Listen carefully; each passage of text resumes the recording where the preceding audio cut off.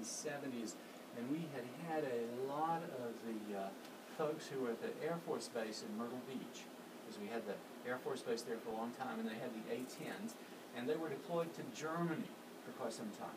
And they came back to Germany, and 6, 7 months later, we started seeing this infestation of German roaches. I mean, these were huge guys, and it was really good for the pest control business for a long time. I don't know if we still have any of those or not. Yeah, German roaches are a big thing. Those are normally from unsanitary type conditions. A lot of times good sanitation can take care of that, as well as a chemical treatment. It's definitely more involved treatment than your general preventative pest control service. Steve, what about the people who live out in the country a ways, like say out here off Highway 90, and they're a little bit out in the countryside, and we do have this warm climate. It's very conducive for things like spiders, black widow spiders. What's the best way to maybe kind of minimize that danger? With spiders, the best thing we found is we do a little bit of chemical treatment, but we keep removing if we keep removing their webs, they eventually go away. I mean, with the chemical treatment, yes, they will kill them, but if you keep moving their web, just like if somebody keeps kicking in your door, you're eventually going to move. You get disgusted and say, these people don't want me here anymore, I'm going away, I'm going someplace else. Yeah, right. Spiders are a little different. They've actually got receptors on their bottom of their feet, so they can sense when there's things that they're going to be touching, and they don't groom themselves like other insects.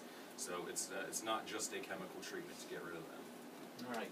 I had this great shock one day a year or two ago. I was visiting our transmitter site, which is kind of out, well, it's not in the boondocks anymore, it used to be. Now it's off Water Tower Road, which is paved, and there's like a couple of hundred houses right across the street and so on and so forth. But there was a day when there was nothing out there but us, and I raised the garage door once. We used to store a golf cart in there. We drive it on the beach when the city used to let us do that. In off-season, we keep it in the golf cart. And I'm reaching down to raise that door handle, and I'm looking right there, and underneath that handle, there's two of the biggest black widow spiders. Got the big red hourglass. I said, "You guys can have the golf cart. I'm gone." And came back with a big can of hot shot. So you're going to get them. They like to get under things. They like to get in wood piles. They like to get where it's kind of dark and humid. Yeah, you need to be very careful when doing things out in your yard. I've also found a lot of times people will take their shoes off before they go in the house and leave them on their front porch or in their garage. Check your shoes before you put them on if you do that, because I've seen spiders inside people's shoes. Absolutely. I have seen that before. It's kind of frightening, but it does happen. Fortunately, in case I've seen them, not poisonous, but we do have. In fact, we had a listener the other day who was sharing with us what he went through with treatment, and it was pretty intense for a recluse, a brown recluse. Bit this fellow. Didn't even know it at first.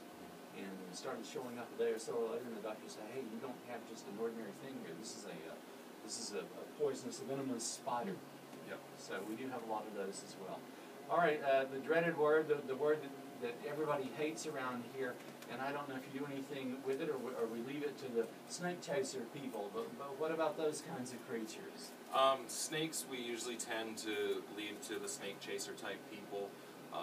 We are more specific into actual insects. We do rodents, bed bugs, termites, all that kind of stuff. But snakes it's a totally different kind of treatment, different kinds of insurances and things that you have to have. There's a lot of different liabilities. Now, have we had an increase here on the Grand Strand of bed bugs like many other areas of the country have seen? This is something that you used to hear about once in a while, but it's certainly become a lot more commonplace now.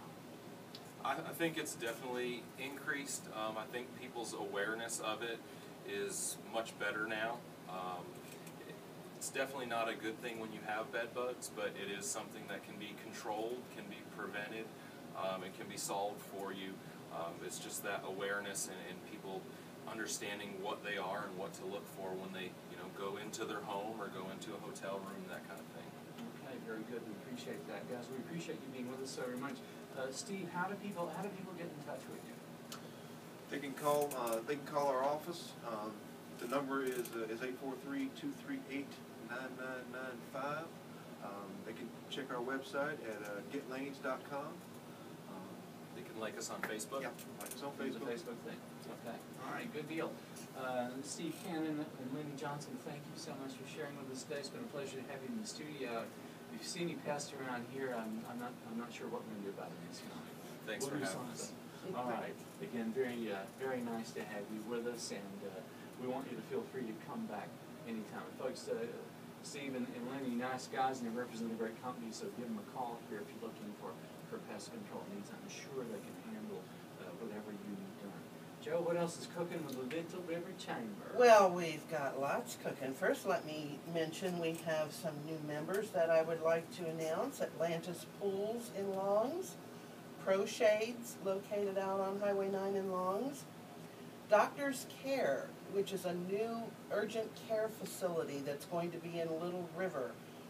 Right as you're coming from Calabash on 179, it's right at the corner there before you turn left onto 17. It's on the right, and they're going to have their ribbon cutting and grand opening next Thursday, the 28th, and that's going to be a really big deal for the whole area. That's a brand new urgent care facility coming open.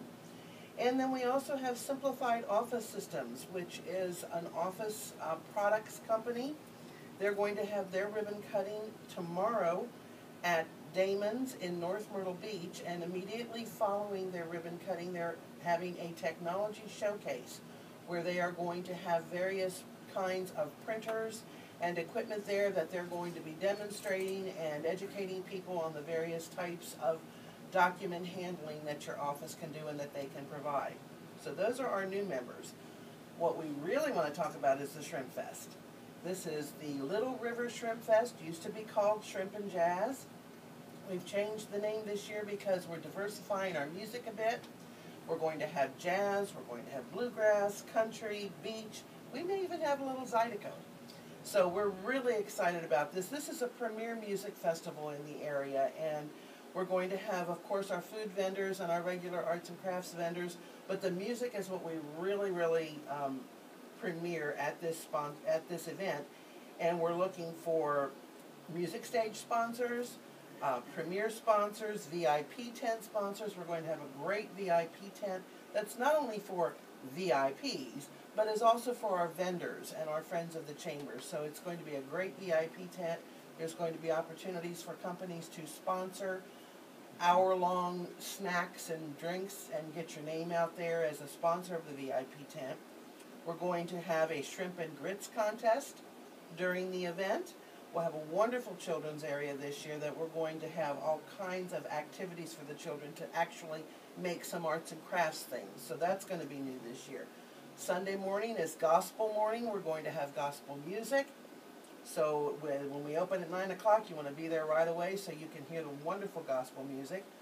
And what we're doing in July is the inaugural Shrimp Fest signature cocktail competition. And there's going to be an invitation going out to all the chamber member restaurants that have full bar service and asking them to compete and come up and create a wonderful cocktail for the Shrimp Fest, and that cocktail will then be sold at the various restaurants prior to the festival to support the festival, and the winner will have a wonderful prize from the chamber as an advertising prize, so that's going to be worth some money for them. And we're just going to have a lot of fun with Shrimp Fest this year. Watch our weekly email that comes out because there's going to be contests in there and a lot of fun this year prior to.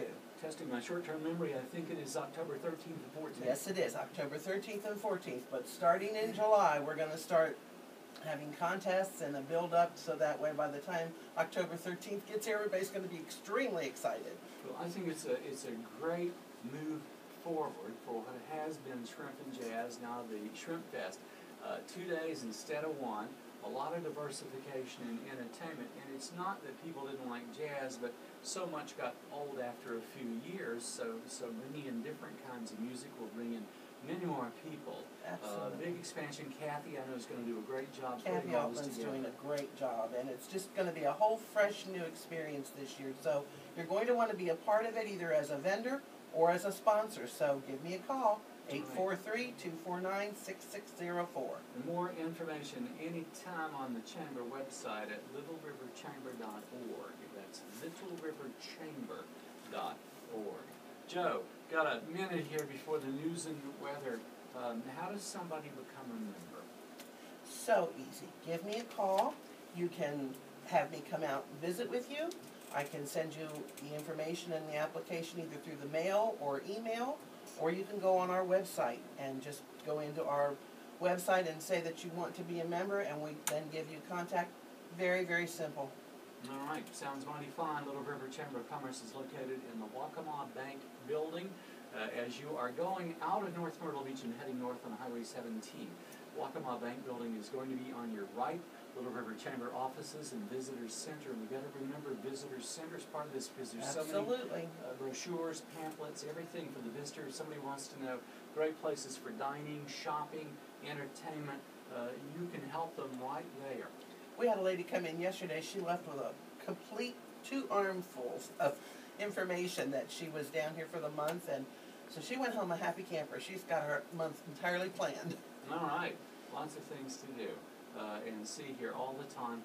And in this remaining time here, 30 seconds, just share with us the people that a visitor will encounter, like you and Sandy and you know, what's her name that we call the executive director? Jennifer Walters, our executive director. She's there every day. Sandy Madorno is our office manager. She takes care of all of our finances. She's there Tuesday, Wednesday, and Thursday. I'm in the office on Mondays and Fridays, and Ezra Roberts is with us on Mondays, Wednesdays, and Fridays. So we're all there. We're ready and willing to help you with whatever you need, give you pamphlets on whatever you'd like to see, or help you join the Chamber and become a loyal supporter of the community. All right, 249-6604 or littleriverchamber.org. We are WNMB, North Myrtle Beach, South Carolina, and WNMB900.com. It's 8:59.